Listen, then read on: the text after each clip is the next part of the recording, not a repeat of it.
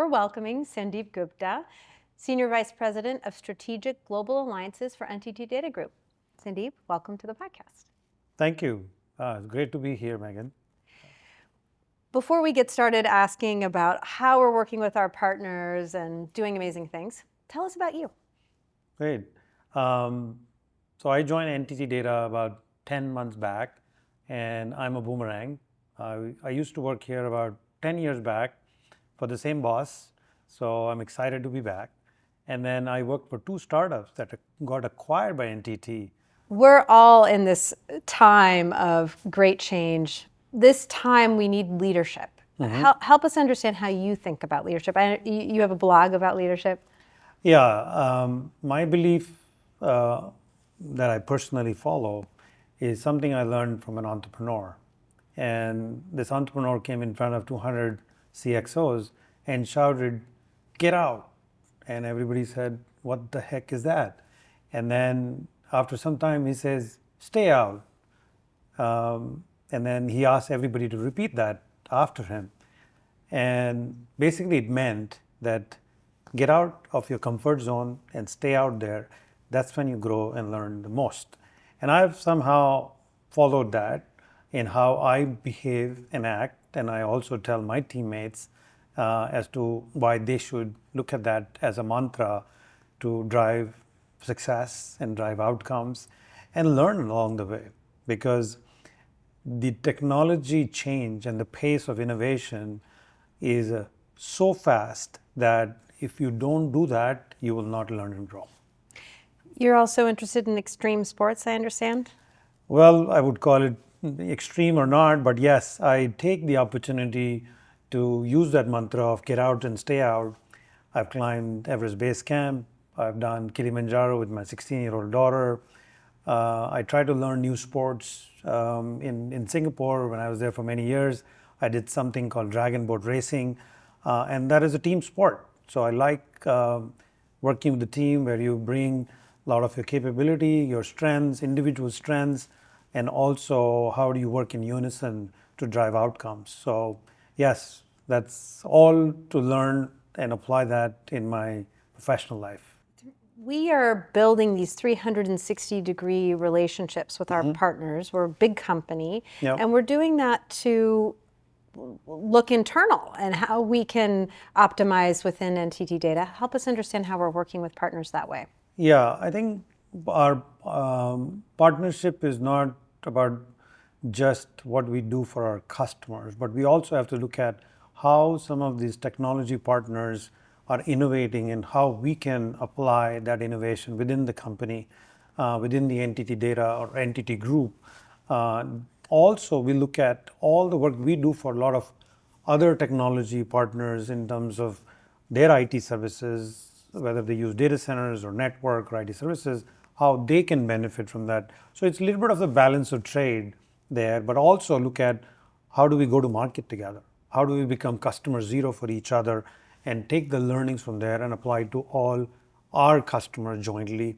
And surrounding all of this is innovation.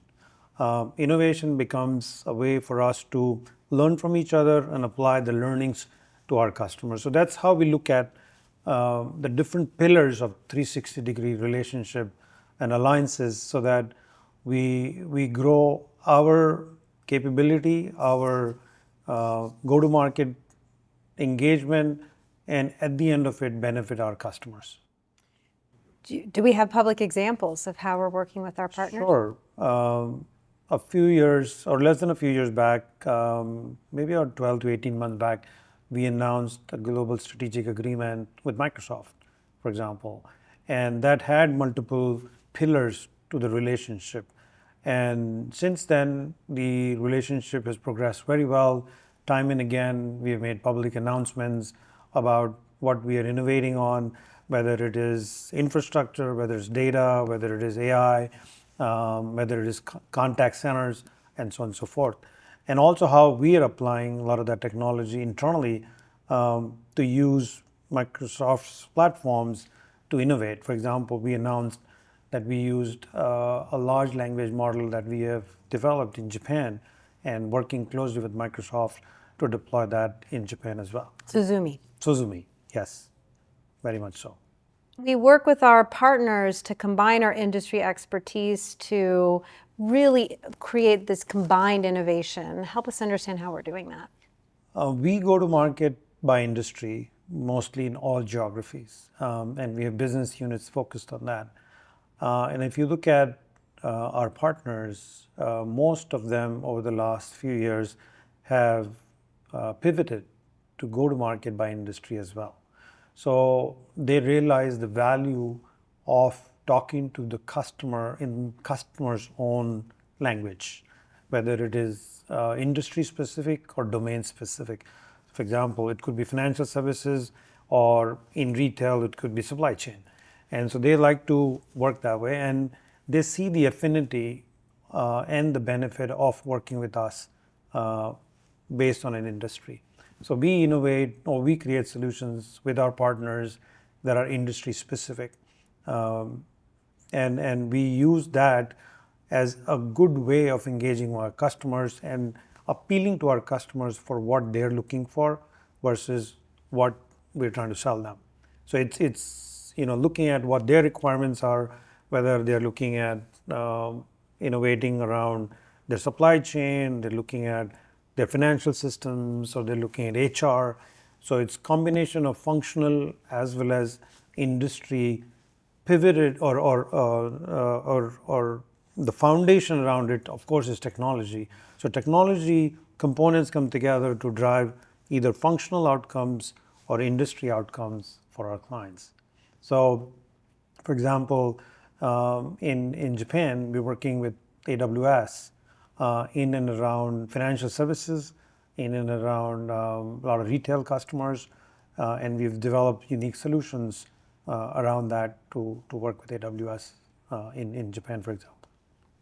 Sounds like we're able to create differentiation and drive innovation with our partners by industry, by drinking our own champagne and applying these technologies internally. Yep. What are some of the other drivers of differentiation for us in the market?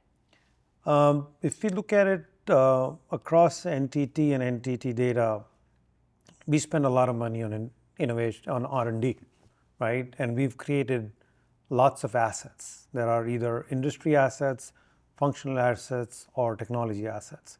And we continuously look at where are the gaps that we see between what our clients are looking for and the solutions we have. And we bring our technology partners to fill that gap or strengthen those assets to deliver a unique value proposition to our clients. So our customer centricity and customer intimacy is one of the key things. Second is the money and the capability we've built around research and innovation. Third is we are in 50 plus countries. So a lot of our clients are multinationals. So we work with them. We are a global firm, but we act very local at the same time as well. That and we looking at the market analysis, we are in the top 10 GSIs in the world. So that also gives us a lot of credibility, and we have unique market analysts have uniquely positioned us in certain sectors, whether it is network services, whether it's data center services, whether it's contact center services, very recently on AI services as well.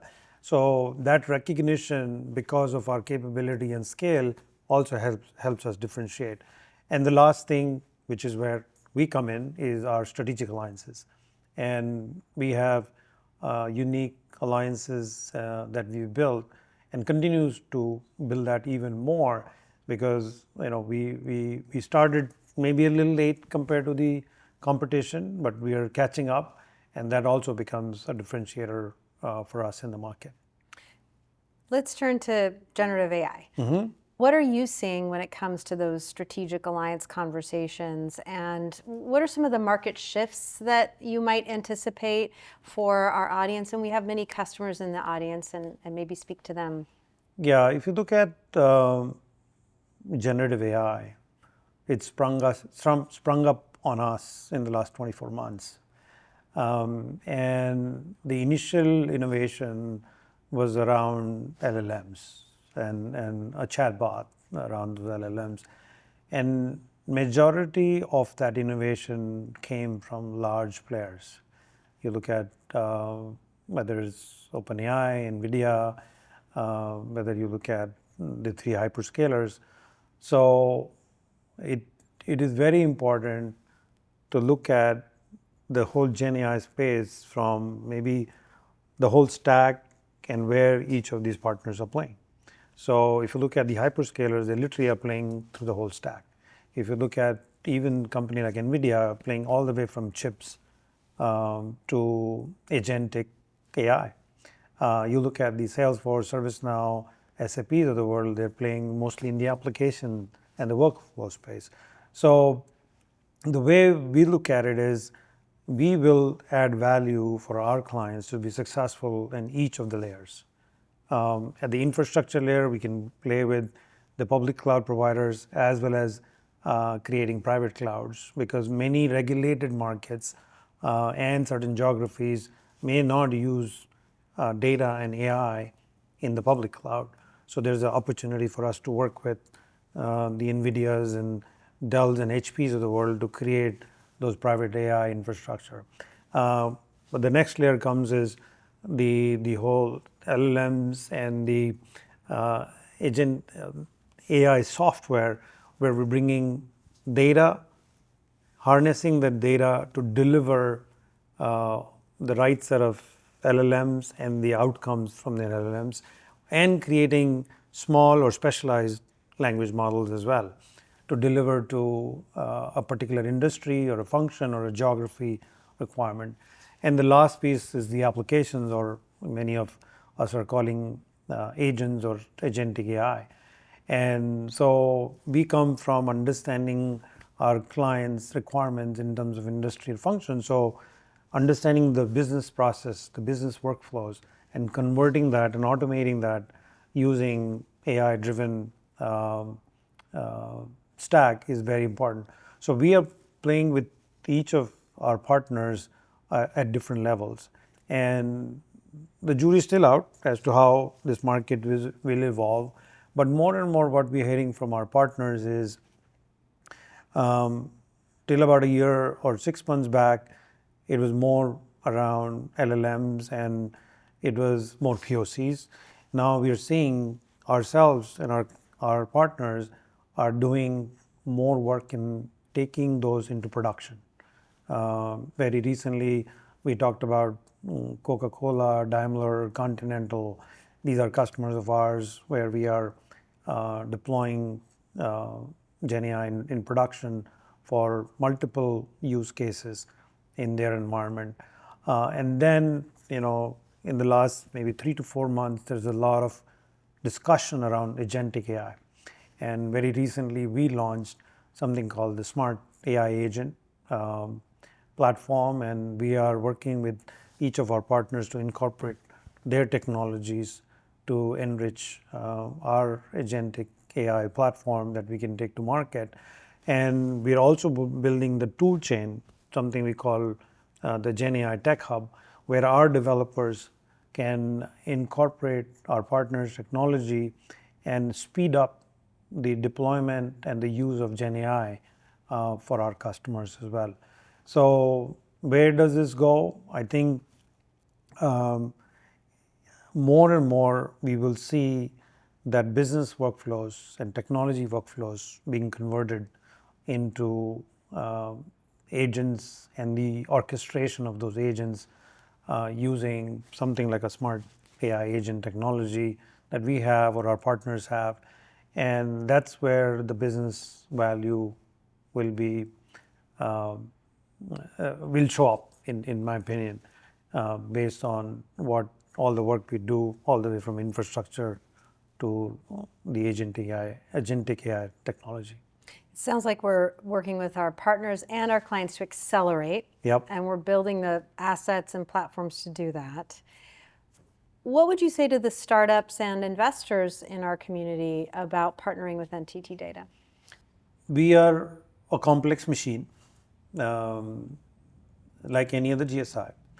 And we look for partners who can fill certain customer needs where we potentially don't have a solution today, or we anticipate a problem that we need to look for a solution. So we look for partners that have, I shouldn't say a product market fit, but a little bit beyond that, in my opinion, where they've deployed in a few customers, they have some proof points, um, and necessarily not that they have received investment, because sometimes companies can build based on very less investment or no investment.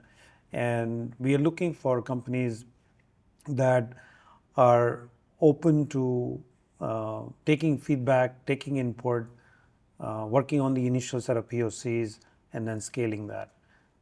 And they are in all areas. It's not necessarily purely Gen AI. We have a lot of work we do in application space. We do a lot of work in network and data center space. We do a lot of work in security.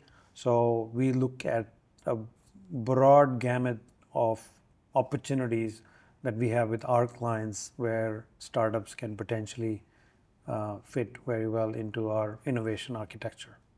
Well, it sounds like an exciting time to partner with NTT Data. Absolutely, absolutely. I mean, we have a lot of headroom to grow working with our partners, whether they are the strategic partners or the next gen partners. So we welcome any and all partners and entertain a conversation and see where it goes. Thank you, Sandip, for coming in and talking about partners. Really important topic for all of us. Thank you, Megan. Thank you very much.